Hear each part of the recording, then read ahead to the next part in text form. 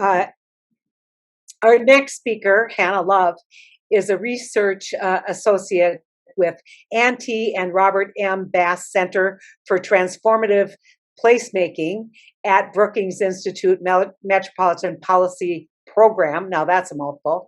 Hanna Love recently authored a report about changing demographics in rural America, and I read the report. I mean, I got an alert on it, and so of course, all things rural, and I thought, okay, is this gonna reveal what I think is probably true? And I read it and went, yep.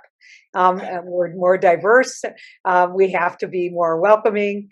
And Hanna, I am so grateful that you are able to join us and present your findings based on mainly census data, I think, Hanna. And again, if you have questions for Hanna, please submit them in the Q&A button on the Zoom, and I will be coming on at the end of her talk to forward those questions. So thanks, Hanna, and congratulations on a really meaningful report. Thank you so much, and thank you for having me. All right, I think my slides are going to pop up. Hanna, I can't believe someone from Brookings actually has a PowerPoint. No, I'm shocked. There are so many maps included in the report that I felt like, I needed to showcase them here. But thank you so much for that introduction. I'm really excited to be here. I'm Hanna Love. I am a research associate at the Brookings Institution Metropolitan Policy Program. We can move to the next slide. Okay, so before giving a little bit of an overview about the report that we're really here to talk about today, I just wanted to give a little bit of context on what it is that we do at the Brookings Institution's Bass Center for Transformative Placemaking. So we're a relatively new center within the Metropolitan Policy Program. We were launched in 2018, and we really have a mission of kind of addressing this big problem that we see facing a lot of regions. And the big problem really is that there are so many inequities by income and wealth, by geography, and by race and ethnicity that prevent places from actually meeting the needs of people that live within them. So this is true in disinvested urban communities that are dealing with segregation and poverty. It's true in rural communities that are dealing with depopulation, deindustrialization, and it's true in suburban communities that are dealing with aging infrastructure and rising poverty rates as well. So the mission of our center is really to combat these place-based inequities, and to do so working with local leaders on the ground to grow more communities of opportunity where everyone, regardless of their zip code, their race, their ethnicity, their gender, can live in places where they have access to food, to employment, to transportation, to housing, and to all the things that one needs to do to be able to participate meaningfully in their economy and lead a healthy life. So our theory of change is really that, by investing, particularly in disinvested communities, you can create stronger regions as a whole and more prosperous and equitable regions. So this kind of brings me to my presentation today and kind of how that mission intersects with the work that we do in rural communities. So for rural communities, we really kind of approach our mission with three primary goals. The first is to make sure that we are painting a more accurate picture of rural America, and one that's based in data and local knowledge. Our second is that we want to highlight for a national audience kind of the bottoms up and locally led strategies that rural leaders are already working on in their communities to nurture rural prosperity. And the third is that we really try to urge public, private, and civic sector leaders to invest in supporting more rural communities of opportunity. So this presentation is really entirely focused on the first goal, which is painting a more accurate picture of rural America, primarily focused on demographic change and rising diversity in rural America. So as I already heard a little bit on the last presentation, and I'm sure that everyone in this room is well aware of, there are a lot of misconceptions that go around about rural America, and particularly in the wake of the 2016 and 2020 elections. A lot of assumptions were made about rural America, and a lot of portrayals of rural and urban America being incredibly fundamentally opposed to one another. Like, they don't even reflect one another. This idea that rural America is entirely white, that it's entirely dependent on declining industries, and that everyone in rural America is a Trump supporter.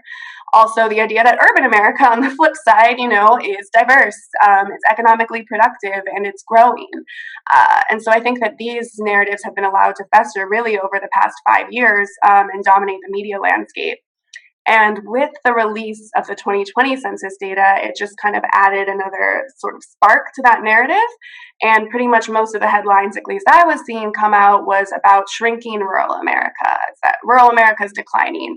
The shrinking of rural America explains Donald Trump. And a lot of these even kind of equate shrinking rural America with shrinking white rural America. And altogether, they sort of create a really deficit-based and kind of doomsday prediction about the future of rural America. Next slide, please. But as we know, these kind of narratives can gloss over a lot of nuance and spread a lot of assumptions that really mischaracterize the people and places that make up rural America. So upon seeing these headlines, my colleague, D.W. Rollins, who was a co-author on the piece with me that I'm talking about today, really wanted to dig a little bit deeper and sort of ask the question, what do narratives that focus solely on shrinking rural America and shrinking white rural America fail to capture? So is there a more nuanced story there? What can we see from the census data that actually reflects what is happening on the ground in rural America? So we decided just, to take a look at the 2010 and 2020 census redistricting population data to see, really to focus on how rural America has changed over the past 10 years.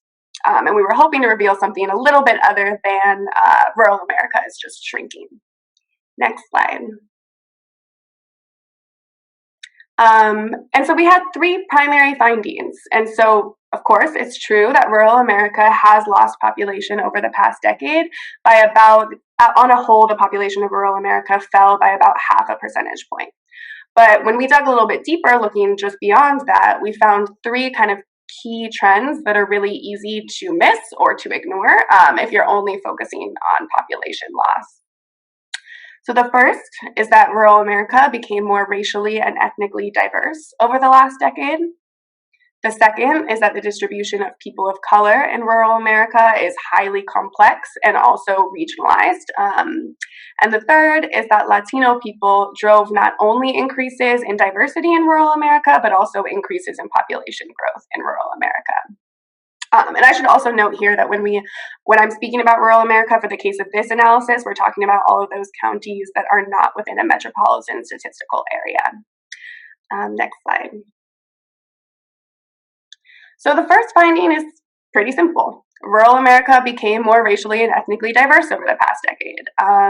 And about 24% of people in rural America living there currently are people of color. Next slide. Okay, so this is where we really get into the mapping, and we can kind of dive deeper into how exactly rural America became more racially and ethnically diverse. So this map right here represents the change in the share of the rural population of color between 2010 and 2020. And again, right now we're defining people of color for the purpose of this analysis as anyone who marks themselves as non-whites, non-white only on the census, and who identifies their ethnicity as Hispanic or Latino. So from what you can see on this map is that the kind of yellowish, orangish shades represent actually the counties that had an increase in their population of color, whereas the kind of violet, purplyish shades represent those counties that had a decrease in their population of color. So what you can really kind of see is that increases of people of color across rural America were pretty broad-based across the board. There are only a few counties that actually saw their populations decline. And so while rural America is still technically less diverse than metropolitan America, which is 42% people of color, rural America is 24% people of color, it is diversifying. And so the median rural county over the last decade saw its population of color increase by 3.5 percentage points. And that's pretty much across the board. Next slide. And this is where the findings get a little bit more tricky, but as is everything when you're talking about 70% of the country. So our next finding is that the distribution of people of color in rural America is really regionalized, and it is shaped by significant regional variation in the concentration of Black Americans, Latino Americans, and Indigenous Americans. Next slide. Okay. So this map can be a little confusing, but I'll explain it. So it shows the distribution of people of color in rural America by racial and ethnic group and by their share of the population in their county. So the green shade ones show those counties where the largest group of people of color is Black. And you can see those counties that have, majority Black people, 10 to 50% Black people, etc. The yellow is the Latino, majority Latino counties. The purple is Indigenous, and the red is Asian American. And I should also specify that for the purpose of this analysis, we classified Indigenous as both American Indian / Alaskan Native and Native Hawaiian Pacific Islander. So what we found, and what you can see in this map, is that on the whole in 2020, 2/3 of rural counties consisted of at least 10% people of color. 1/3 are over 1/4% people of color, and 10% of rural counties are majority people of color. So again, a lot of these dominant narratives really fail to capture, the fact that rural America is 24% people of color, and then there are a significant amount of counties that are majority or near majority of color. And then this is probably pretty intuitive to everyone in the room, but Black people are the largest population of color in all of the rural lowland South. Indigenous groups are the largest population of color in rural areas in eastern Oklahoma, the Four Corners, the northern tier of the Great Plains, and in most of Alaska. And Asian Americans are the largest population of color in rural Hawaii and in parts of rural Alaska. Next slide. Okay. So then our kind of big finding here was that Latino people are the ones that are driving the expanding diversity within rural America, as well as the bulk of population growth within rural America. Next slide. So we kind of took it group by group here, and so what this map shows is that the Black population remains relatively constant in the rural U.S. So again, increases are in the yellow shade, and decreases are in the violet shade. So the Black population in rural America actually sort of decreased slightly in the Black Belt, and then increased in areas that had seen recent population growth in recent decades. So that's in the shale gas fields of North Dakota primarily. Next slide. The Indigenous population, went back. Thank you.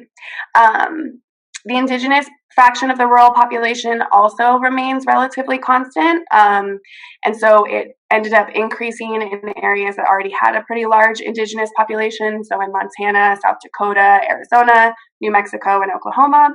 But then it actually decreased in western North Dakota in the same area as the gas boom, presumably due to a larger influx of residents from other places across the country moving in. Next slide. Okay, and so this actually brings us to what the finding shows, which is that the Latino population of rural America grew rapidly over the past decade. And that happened nationwide, but it was particularly pronounced along the Pacific coast and in the high plains. And what we found too is that in many rural areas, population gains were driven actually solely by increases in Latino residents, many of whom, immigrate to work in meatpacking plants, into construction, oil, timber, or sometimes to start their own businesses in a place that's more affordable. But to be clear, there is still regional variation with the increases in the Latino population in rural America. So some rural areas actually experienced Latino migration as kind of a demographic lifeline and allowed them to increase their populations, whereas others, the the share of Latino people living within them actually fell in a relative perspective. So that occurred in northern New Mexico, as well as in the Rio Grande Valley in Texas. So I think this really gets to sort of what we are all talking about, which is the importance of making sure that communities are inclusive and provide opportunity for their residents of color that are living there so that they do not end up having to migrate elsewhere. Next slide. Okay, so there's a lot of numbers there. There's a lot of maps. It's a lot of census data. What do we take away from all this? Pretty much in the short, it's that the future of rural America is increasingly diverse. And that's from a demographic standpoint, an economic standpoint, and a regional standpoint. Next slide, please. So this kind of expands on that point using data that was actually conducted by the AP and published by the Daily Yonder, which I just heard really nice things about, and I agree, I love that outlet. But essentially, they found that this is more than just a demographic story. It's about more than population data. So rural America is also increasingly shaped by economic diversity and by political diversity. So in 2020, the analysis by AP and Daily Yonder found that between 2010 and 2020, 59% of rural counties with recreation-based economies gained their population compared to just 21% of counties that were dependent on farming. And so you can kind of see that growth in the map on the right in the graph there, looking at how recreation kind of outperforms in terms of population growth. Rural economies that are based on recreation kind of outpace growth than over any other industry. And so this kind of indicates to us, particularly at the Bass Center, that the bulk of growth in rural America is really driven by these places that are able to kind of foster an economy that is based on experience, that's based on sense of place, that's based on investing in local assets and really kind of relying on the natural amenities and the assets that rural America does have to kind of drive population growth. And then on the political side, an analysis by the Economic Innovation Group actually found that the future of rural America is not as conservative as many would presume, and variations in voting patterns also kind of fall along demographic and economic lines. So in the 2020 election, most recreation-focused rural counties, so those ones that are also rising in population, voted for Biden, especially in the rural West. And in 2020, Biden won half of rural majority-minority counties and all but 3 of rural Black majority counties. So this really kind of paints a little bit more of a complicated picture about the fact of where exactly rural America is growing. It's in those recreation-based economies, which are also the ones that are kind of trending more liberal and trending more diverse. Next slide, please. Okay, so our conclusions were really that the future of rural America requires policy choices that value its diverse population. And in particular, the diversity that characterizes rural America really represents the need to reject one-size-fits-all approaches to revitalizing rural America. So instead, we really need to acknowledge kind of the unique local place-based assets of each rural place that exists and kind of invest in those. So I'm going to give some examples on the next slide.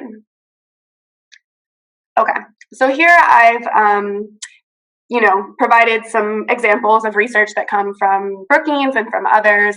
And essentially on the right side is 2 reports that we worked on at the Bass Center, which really focuses on the local role of nurturing inclusive rural economies. And so we, this past December, published an entire series where we uplifted local efforts from on the ground from 3 rural communities and looked at ongoing efforts to kind of embark in downtown revitalization and to grow clusters of locally owned small businesses, particularly women and minority-owned small businesses, to engage in placemaking activities to activate the public realm and make rural places more exciting and vibrant, efforts to start food cooperatives and farmers markets to increase access to healthy food in a lot of places that only have a dollar store or, huge distances to get to grocery stores. And also efforts at the local level to kind of serve as a bridge between underinvested rural communities and state and federal resources. So at the Bass Center, our role is really looking at these bottom-up efforts from rural leaders and residents on the ground who kind of best know how to invest in people and small businesses and places to nurture more equitable economies. And then on the left, a lot of work that my colleagues have done, particularly Tony Pipa, who is also at Brookings, is really focusing on the federal role that policymakers can do to support more equitable and diverse rural communities. So in particular, I really highly encourage everyone to check out these reports, but in particular, they argue that the federal government needs to support more flexible and consistent investment in grassroots organizations in rural communities to provide rural leaders kind of with the flexibility to really innovate and to test and to pilot strategies that they know are going to be working well in their communities without having to worry about the next grant application or having to measure really limited outcomes.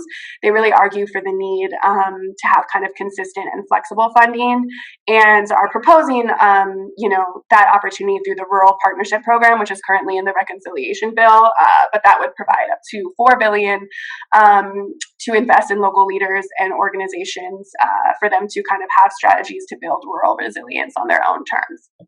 But essentially, the key takeaway from our findings is really, regardless of the specific policy at hand, our research demonstrates that the future of rural America just requires validating its diversity from both a demographic standpoint and economic standpoint, and continuing just to cultivate more inclusive communities. Next slide. Yep, that's really it. So it's, we're talking about over 70% of our nation's lands here, and really rather than trying to fit rural America into this sort of antiquated framework that does not reflect realities on the ground, we really need to just value and uplift its diversity. So thank you for listening to me talk through all these maps. It was a pleasure. Thanks so much, Hanna. I want to kind of give you an example. I was in Utah, and I was with a guide. We were snowshoeing with a group, and he, I asked him, where are you from? And he wasn't from Utah. He was from Ohio, I think, and had moved to Utah to engage in the recreation industry. And he started talking about how the Utah legislature was always going to protect mining rights, even though the growth in Utah was being driven by recreation and the ability to take people to locations that might otherwise, be used for other purposes and share those with the rest of the world. And so I think it's really interesting to highlight and to put in perspective the importance of this recreation piece and how that can be a huge driver in rural America, tourism. But there is conflicting challenges in terms of employment and maybe culture a little bit. How do you bridge those? I mean, how do you use the data that you have to accomplish the purposes that you stated at the beginning of your organization at Brookings?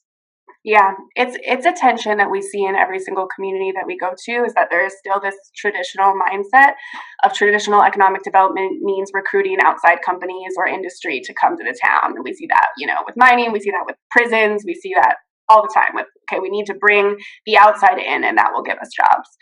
But what we've also seen is that has failed time and time again, because when the jobs go away, the population drops.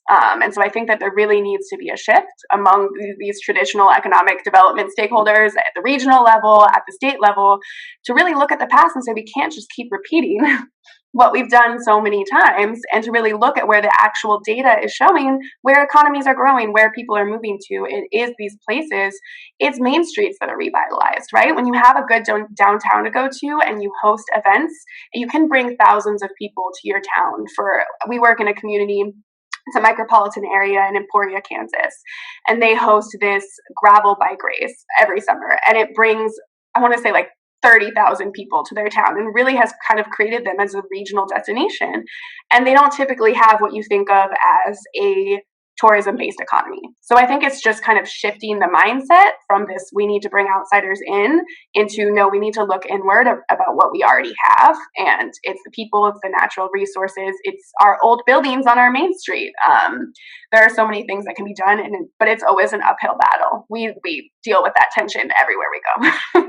I see it every day, especially when you look at the Badlands of North Dakota. Big discussion about whether they're going to put a refinery out outside the Badlands, and you kind of shrug your shoulders and say the growth in that county may not be in fossil fuels. It may be that pristine opportunity for people to go hiking and biking and see the view shed, unencumbered by anything else. You know, Mhm. the way Teddy Roosevelt might have seen it.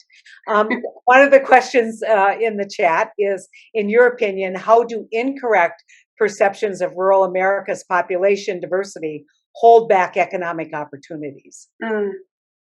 Yeah, so I think it's twofold. I think that seeing so much negative portrayals of rural America can actually make people more likely to want to leave their town, right? Like I think in a lot of these places that have seen depopulation and then they're seeing the news media characterize them as declining, dependent on industry, white, Trump voters, all of that, that can kind of lead to a mindset that why would I want to be here? Why would I want to raise a family here? Why would my kids stay here? And we need to go away for college. So I think in terms of kind of keeping people there, that mindset can be really harmful, and it doesn't represent the kind of people there. It can also harm the idea of tourism, right? Like people are not necessarily going to go to rural places if they think that it's all Trump country or it's all backwards. That's just because it's inaccurate. But I think our media just loves to think in binaries, and it really loves to present a country that's divided into two, which really harms people and places in rural America. Yeah, I mean, when you kind of step out of it, if you're going to retain population, we know exactly what you're saying is quality of life issues.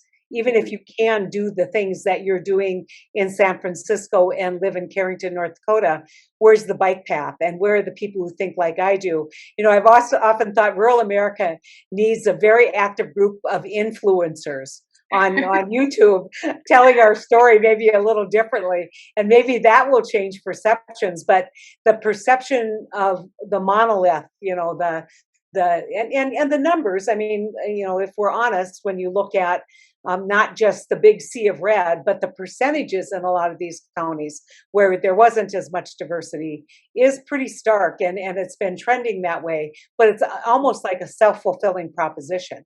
You know, we think this way because we think this way, as opposed to introducing new and more vibrant ideas and having.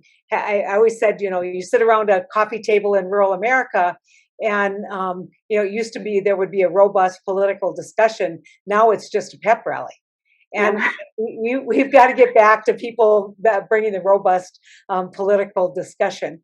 So what's the next thing? If you were one country, or you were our organization, which is really committed to kind of maybe being an influencer to some degree, what advice would you give us after your review of the 2020 census on Mm. how we could kind of advance the cause of diversifying and revealing the diversity, but also continuing the diversity of rural America?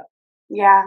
I mean, I think it goes back down to sort of what I said at the end of my presentation, listening to the leaders who are already there. And so, in one of the rural communities that I did some of my case study research in, they had a large influx of Latino immigrants who were coming to work in a Tyson's meatpacking plant. And initially, there had been a lot of division between sort of the more traditionally white downtown area and then the Latino immigrants who were kind of living on the outskirts of downtown, and there was a lot of tension there, and it wasn't an inclusive environment. And then they just had a simple solution where they came and they hosted, the Main Street organization hosted a meet and greet for everyone where they provided food, they provided some drinks, they set aside the time, and it was just for newcomers to get to know people who had already been there. And that sounds very simple, but I think that that's one of those examples that, and it worked in that community. And so I think that's one of those examples that people on the ground kind of know their culture, they know what's going to work there. And if you just listen, I think that's something that a lot of urban communities that are dealing with tensions of new people coming in and things like that could actually learn from strategies like that. So I think for me, it's listening to what the local leaders say and then kind of investing in supporting that.